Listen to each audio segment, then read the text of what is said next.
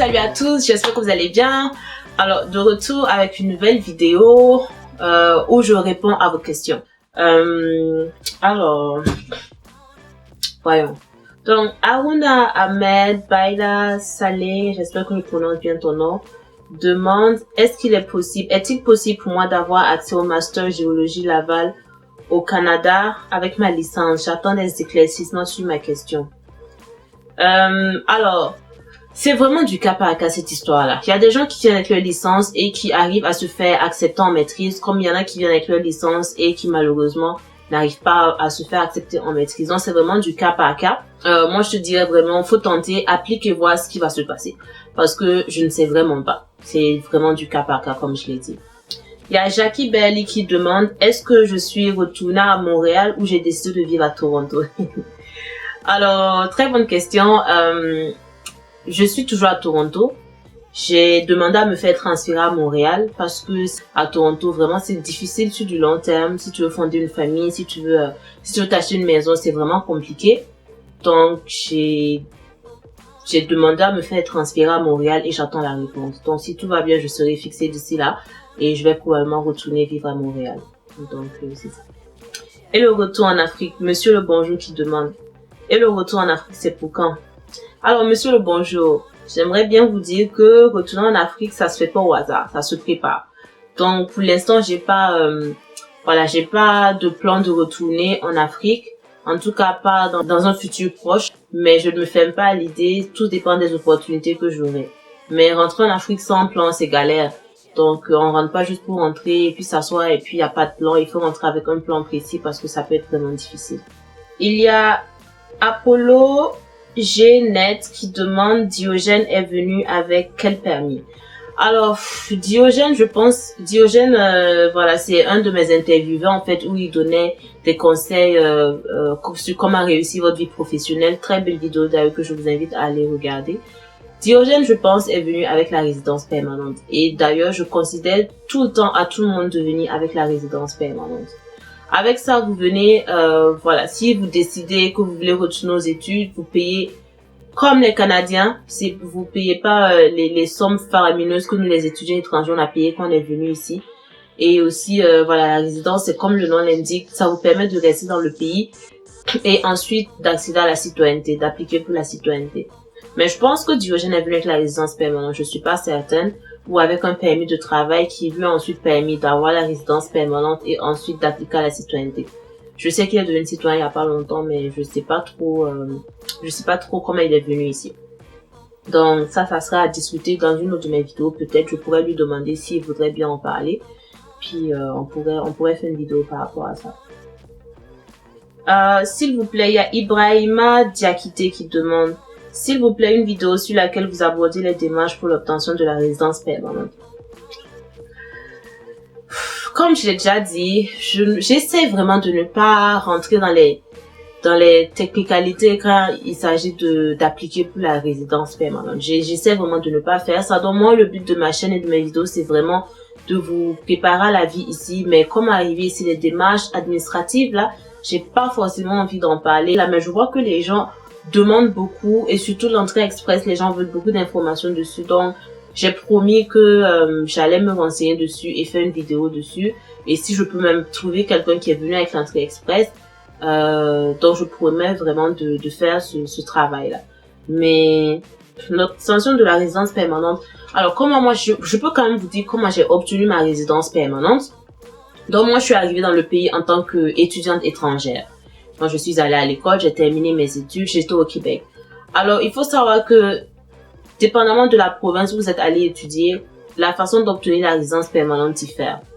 Au Québec, par exemple, ce qui est bien, c'est que quand vous finissez vos études, quand vous avez un diplôme, vous pouvez appliquer pour la résidence permanente directement. Vous n'avez pas besoin d'attendre. Alors que quand vous êtes en Ontario, vous ne pouvez pas. Il y a certains critères à respecter avant de pouvoir appliquer à la résidence permanente. Donc bon, sur ce côté-là, j'ai été chanceuse quand même. J'étais au Québec. Quand j'ai fini mes études, j'ai appliqué pour la résidence et ensuite je suis allée faire l'anglais en Ontario et ma résidence est sortie une année après. Donc depuis l'année dernière, en août, je suis résidente.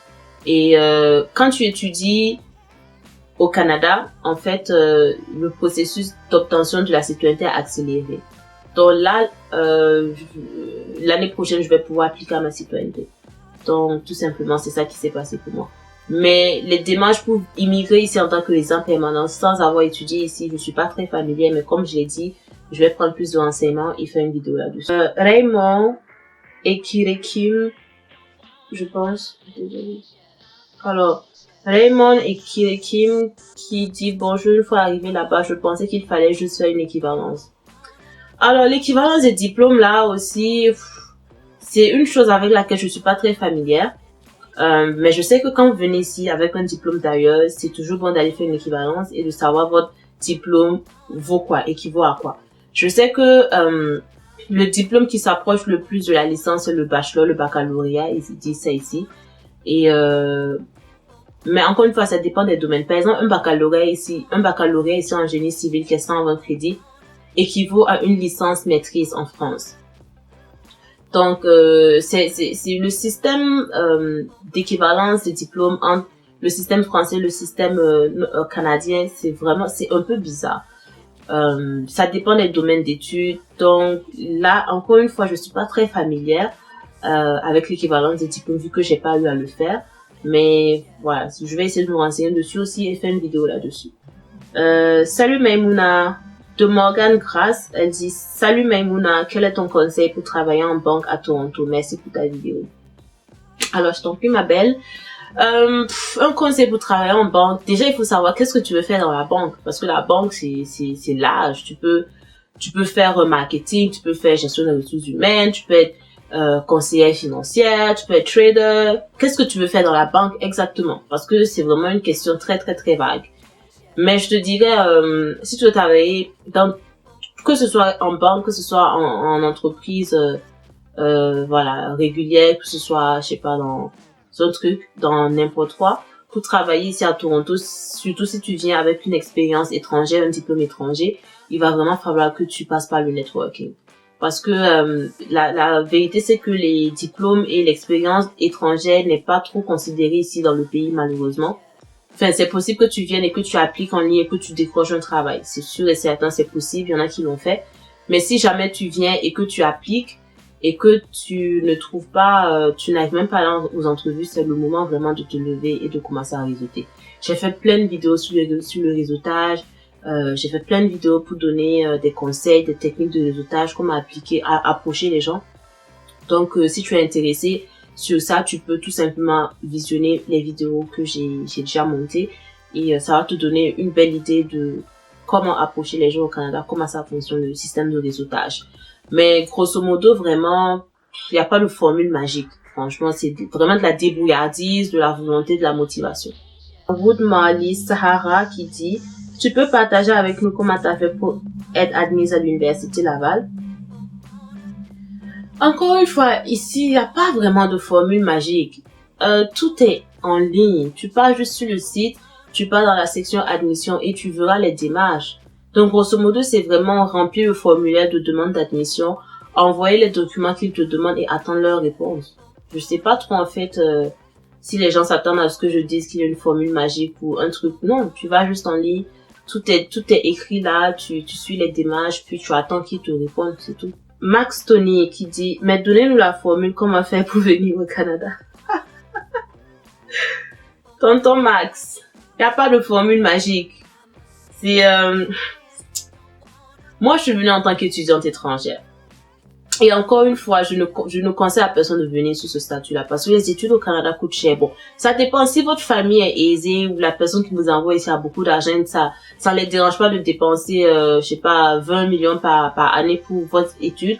Effectivement, cette somme-là, pour certains, c'est très peu. C'est genre, c'est vraiment un grain de sable. C'est que dalle pour eux. Donc, tant mieux. Mais si votre famille ne peut pas et c'est vraiment difficile, je ne conseille à personne. Allez faire vos études ailleurs, dans un pays qui ne coûte pas cher et ensuite immigrer ici en tant que résident permanent. C'est toujours le conseil que je donne aux gens. Et même parce que, en fait, le problème c'est que vous venez ici là. Vous allez dépenser des sommes folles pour vos études. Vous n'êtes même pas garanti d'avoir un bon travail après, un travail à la hauteur de l'argent que vous avez dépensé ici.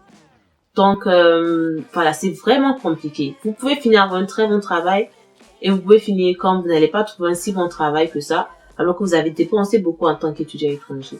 Donc, prenez les informations nécessaires. Il y a cette histoire d'entrée express là aussi, qui est censée vous accélérer le processus d'immigration. Prenez les renseignements, tout est disponible en ligne. Faites l'effort quand même. Sinon, il n'y a pas de formule magique. Alors, il y a encore Raymond Ekirekin qui dit « Bonjour, je suis au Cameroun et je suis ingénieur des travaux agricoles et j'ai un BTS en agro-pastoral.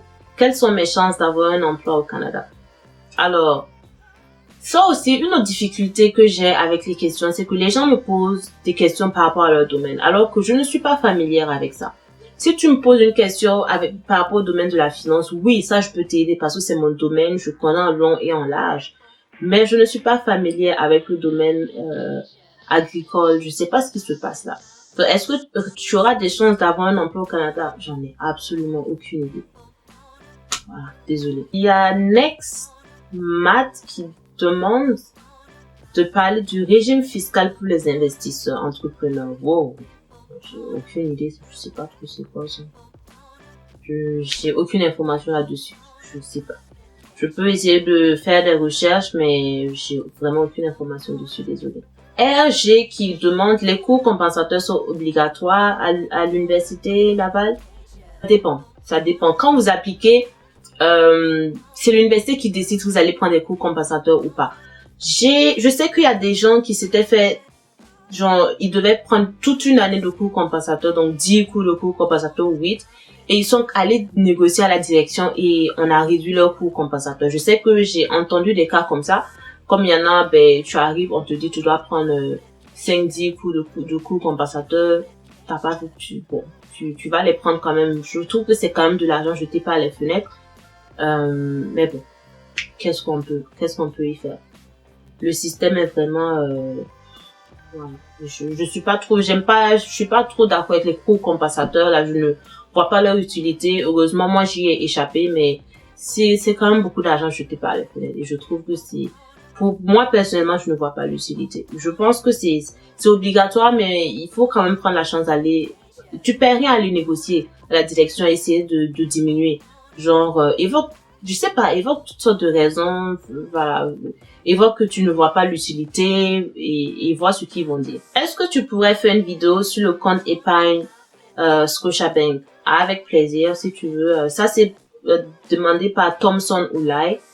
Oui, pas de souci. Je vais faire une vidéo où je parle du compte épargne Scotiabank. Il n'y a pas de souci. Alors, il y a Thomson Oulai encore qui demande « Salut, je m'appelle Cédric, je vis à Montréal et ça fait... » Ah, son vrai nom c'est Cédric. « Je vis à Montréal et ça fait quelque temps que je te suis ici, j'aime bien tes vidéos, mais j'ai l'impression que ton accent te trahit un peu. De quel pays? T'es de quel pays déjà? Ok, déjà j'essaye même pas de... Oui, j'ai un accent parce que je viens du Burkina Faso, j'essaye pas de cacher que j'ai un accent, donc je sais pas trop pourquoi tu dis que mon accent me trahit. Donc voilà, je suis burkinabé d'origine, je viens de Burkina. T'as Milena Fadi qui dit « S'il vous plaît, le compte de Facebook de celle de l'Allemagne ne passe pas, elle ne répond pas au message. » Elle est en train de parler de Nelly Eklou. Donc Nelly Eklou et moi, c'est mon amie qui vit en Allemagne. Elle étudie en médecine. Donc à l'époque, on avait fait une vidéo où elle parlait de son parcours en médecine, voilà les difficultés, comment elle émigre en Allemagne, machin et tout. Donc voilà, Nelly en fait, elle est fatiguée. Elle est fatiguée. Elle dit que voilà, au début, c'était vraiment de bonne foi. Elle aidait beaucoup les gens, mais au final, c'est rendu difficile parce que beaucoup de gens la contactent. Et malheureusement, beaucoup de gens s'attendent à ce qu'elle fasse tout le travail. Donc, ils prennent même pas la peine de s'informer et ils veulent qu'elle, en fait, elle fournisse toutes les informations. Et j'ai le même problème. C'est-à-dire, les gens viennent et te posent une question super vague, sans précision, ou ils te posent une question alors qu'ils pourraient avoir les réponses eux-mêmes en ligne. C'est vraiment redondant. Tu le fais une fois, deux fois, trois fois, mais quand ça se répète, après, tu es juste fatigué. Et je sais qu'elle est pas mal occupée. Donc, elle a juste arrêté de répondre aux messages. Et genre, c'est dommage. Mais bon, je la comprends. C'est vraiment, c'est difficile. C'est difficile de répondre à chaque personne qui vient avec ses propres ces questions, et des fois, même quand la personne ne pose pas des questions précises et claires, c'est compliqué. Ce qui se passe, malheureusement, il répond plus au message des gens. Il y a Bribri qui demande bonjour, merci pour la vidéo, mais est-il possible d'avoir un compte bancaire au Canada en tant que résident? Aïe, bien sûr. Tu es au Canada, non? Il faut bien que tu fasses cette transaction bancaire et tout. Si tu n'as pas de compte bancaire, tu vas faire comment? Même, non, vraiment. Oui, pardon, oui. Il est possible et même impératif d'avoir un compte bancaire au Canada. Quand tu résides au Canada. Aristide Pidger qui dit bonjour, s'il te plaît, je voudrais savoir si c'est possible de postuler à une bourse d'études au Canada depuis le Cameroun. Alors, l'histoire des bourses d'études, là, c'est vraiment délicat. Les gens ne comprennent pas, en fait, que les bourses d'études, déjà, ne sont pas très accessibles aux étudiants étrangers. Là, ça, c'est la première chose. Ensuite, la deuxième chose, le peu de bourses qui sont accessibles aux étudiants étrangers ne sont pas des sommes qui vont couvrir vos études ou qui vont même vous aider même avec le logement ou la nourriture. Ce sont des sommes très petites. Donc, il faut comprendre que quand vous venez pour le baccalauréat ou pour la maîtrise, il n'y a pas beaucoup de bourses disponibles pour nous, les étudiants étrangers. Quand vous étudiez à la maîtrise, il y a des bourses d'admission qui sont données des fois aux étudiants. Mais encore une fois, ce ne sont pas d'énormes sommes qui vont même pas couvrir grand chose. Maintenant, la chance que vous avez d'avoir une bourse qui va probablement couvrir vos études et vous aider pour le logement, c'est si vous venez pour le doctorat. Parce que ils cherchent beaucoup, le doctorat, c'est vraiment, ils cherchent beaucoup de gens pour la recherche et tout. Donc, si vous appliquez pour le doctorat, les chances sont que vous obtiendrez une bonne bourse qui va couvrir tout ça, vos études et tout.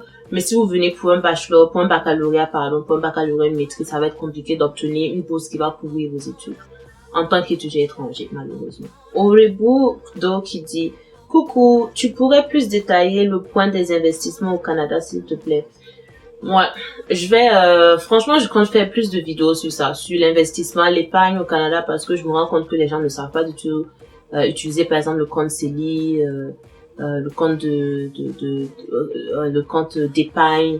Les gens ne savent pas trop les bénéfices au travail, comment ça fonctionne. Donc oui, je vais faire une vidéo et donner plus de détails là-dessus.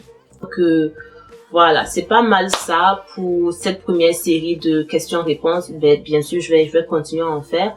Mais voilà, c'était vraiment, comme j'avais promis que j'allais le faire et que ça tardait, j'ai décidé de faire la vidéo maintenant. Donc, je vous dis à la prochaine pour ma prochaine vidéo.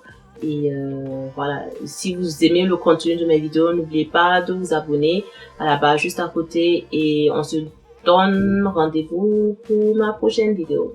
Allez, salut. Prenez soin de vous. Ciao.